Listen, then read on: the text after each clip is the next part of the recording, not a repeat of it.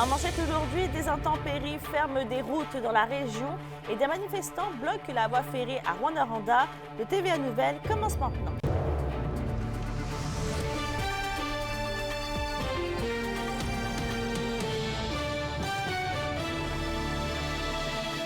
Bon lundi midi et bienvenue parmi nous. On l'a vu, cette fin de semaine, la pluie a ravagé plusieurs routes de la région en raison des précipitations plutôt importantes de pluie des derniers jours. Et Kimberly, quelle est la situation actuellement en Abitibi-Témiscamingue? Eh bien, Mélissa, selon le ministère des Transports, il y a encore des routes fermées dans toutes les MRC de la région. Pour l'instant, les MRC les plus affectés sont l'Abitibi, l'Abitibi-Ouest et la Vallée de l'Or. Quelques exemples de routes fermées sont dans le coin de Haute-Sénart, la 109 et dans le secteur aussi de Rapide-Danseur, la route 388. Donc, à Rouyn-Noranda, le pire semble passer, selon Luc Tremblay, qui est directeur de la sécurité publique à Rouyn-Noranda. Il affirme que même si la sécurité publique était prête au courant de la fin de semaine, ça a quand même été une fin de semaine qui n'était pas de tout repos. Et ce qu'on a pu observer dans les derniers jours, c'était pas vraiment une crue printanière, c'était plutôt un coup d'eau qui peut aussi arriver durant l'été. Bref, l'évacuation de l'eau était quand même difficile étant donné la quantité de pluie reçue.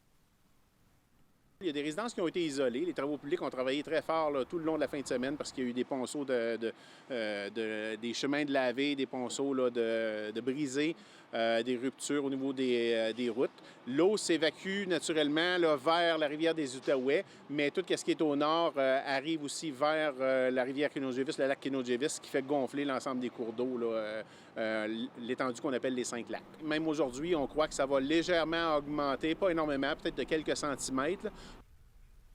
D'ailleurs, le maire de Haute-Sénart, Fernand Major, m'a confirmé qu'au courant de la fin de semaine, 6 maisons ont dû être isolées et quelques rangs ont dû être fermés à la population également.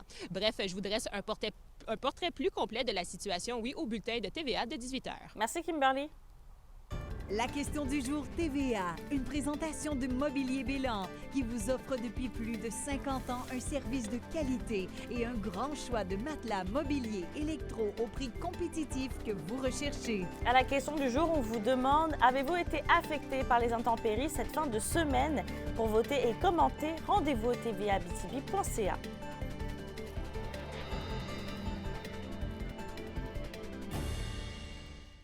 On va parler maintenant de plusieurs blocages, à commencer par des manifestants qui ont bloqué une partie de la matinée la voie ferrée du viaduc Richard Desjardins à Rouyn-Noranda. Ce mouvement de protestation a eu lieu de manière synchronisée avec d'autres actions entreprises dans le monde pour faire écho au conflit entre le Hamas et Israël. Avec cette pression mise sur les grandes entreprises comme Glencore, on souhaite accélérer la libération de la Palestine. Pour eux, Glencore profite de la colonisation israélienne et contribue à la violation des droits de la personne en Palestine. La Sûreté du Québec confirme que personne n'a été arrêté et tout le monde a collaboré. Reste à voir si le Canadien Pacifique demandera l'imposition d'amende. Il y a aussi un autre blocage, cette fois-ci à Kitchissakik. Des manifestants, oui, mobilisent le chemin menant à la communauté pour mettre la pression sur le conseil de bande qu'on juge inapte à gouverner. Selon ce qui est rapporté, cette discussion de blocage vient à la suite du refus du gouvernement d'intervenir pour régler la situation sous prétexte d'ingérence. Les groupes de lanceurs d'alerte composés de 5 anciens chefs ainsi que de la directrice générale exigent que le chef et son conseil signent une nouvelle résolution. La résolution qui permettra entre autres de rétablir la directrice générale dans ses fonctions, en plus de garantir les salaires des membres du personnel du secteur de l'éducation. En santé maintenant, 61% des membres de la Fédération interprofessionnelle de la santé du Québec ont rejeté l'entente de principe avec le gouvernement à travers la province, alors qu'ici dans la région, les professionnels en soins ont voté en accord de celle-ci dans une proposition de 75%. Selon le président de la FIC Abitibi-Témiscamingue, Jean-Sébastien Blais, il est temps de retourner sur la planche à dessin. En fait, on n'est pas nécessairement surpris des résultats du vote en région, puisqu'au fil des années, on a développé une relation de confiance quand même avec le CISAT, avec certains gestionnaires. Donc, le gros enjeu dans cette négociation-là était la définition du centre d'activité. Le gouvernement voulait avoir davantage de flexibilité. Ici, on sait que ça a déjà été essayé par le passé, puis on a vu que ça ne fonctionnait pas. Nos professionnels en soins ne sont pas des professionnels dans tous les départements. Ils sont des spécialistes et c'est ce qu'elles veulent demeurer. Donc, on avait quand même un lien de confiance que du côté du CISAT, malgré les changements qui s'en venaient, on aurait quand même cette stabilité-là. On a vu qu'en région, ça allait passer. Maintenant, on doit respecter la démocratie. Ça a été refusé nationalement, donc on se retrousse les manches. On est déjà en consultation auprès de nos membres. Mercredi, on va avoir un Facebook Live. On va aller voir c'est quoi les irritants, les choses qui étaient les plus problématiques dans cette entente-là. La SOPFEU a annoncé il y a un mois que la saison des incendies de forêt pourrait se déclencher plus tôt cette année. Et entre-temps, des députés régionaux ont entrepris des discussions politiques, notamment en matière de prévention, qu'Emilia Laliberté.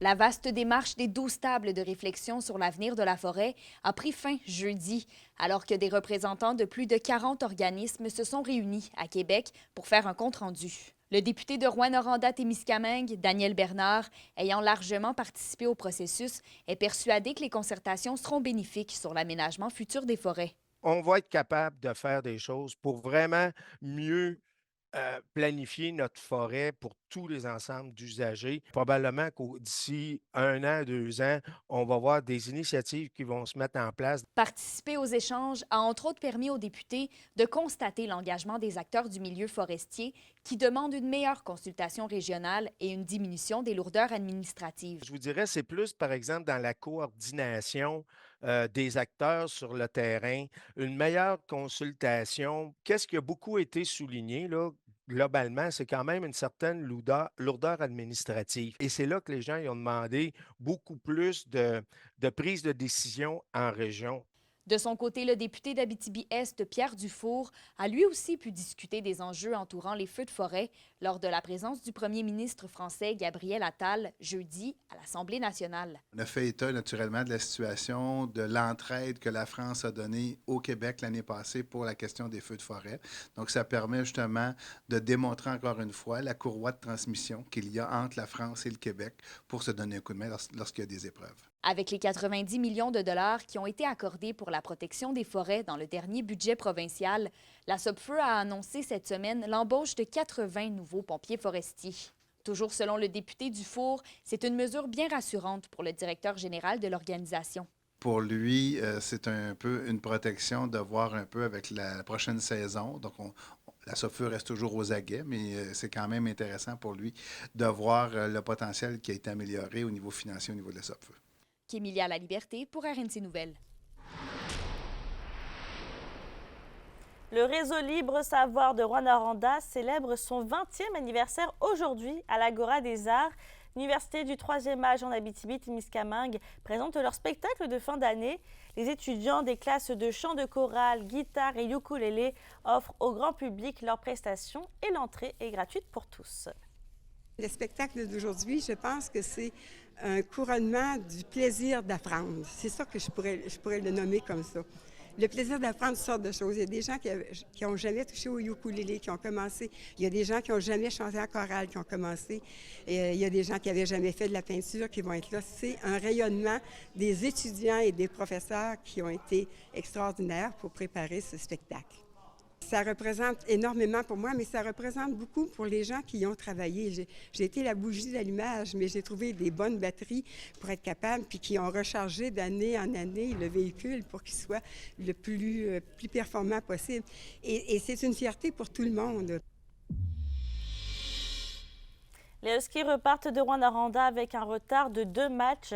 Engagés dans 2 duels à la maison contre Nartan d'Arvaux et les Tigres de Victoriaville, la Meute s'est inclinée vendredi par la marque de 6-3 et samedi par la marque de 7-6. Les 2 affrontements étaient très serrés, mais des erreurs ainsi que des indisciplines ont fait couler la Meute. Vendredi, c'est 5 buts sans riposte qui ont été marqués en 3e période par les Tigres.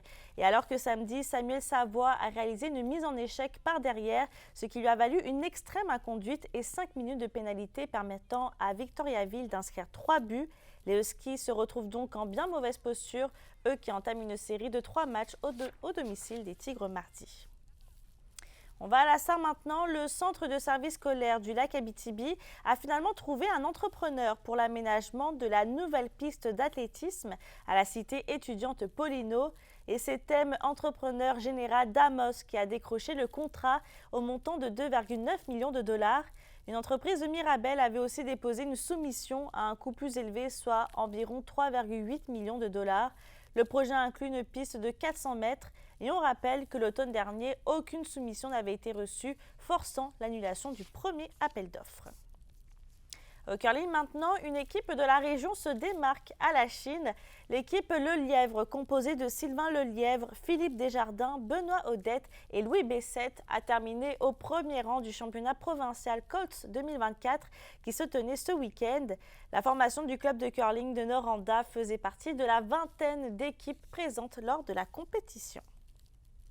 Et dans les arts martiaux, la région sera à l'honneur au prochain championnat canadien du karaté en juillet. 4 athlètes de la région vont représenter le Québec dans les compétitions qui auront lieu à Laval. Et c'est donc lors de la 3e sélection de Karaté Québec qui se tenait ce week-end que Félix Parc, Alexandre Saint-Arnaud, Thierry et Théo Mongrain ont pu se qualifier sur l'équipe. Pour une nouvelle importante à nous communiquer, contactez-nous. Nouvelle au pluriel à commercial rncmedia.ca, par téléphone 1-866 463 4636 et notre site web tvabtb.ca.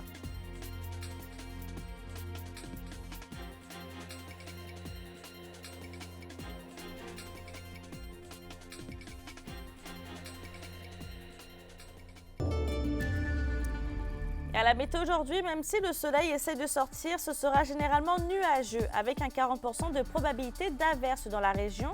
Il fera même un maximum de 8 et 10 degrés.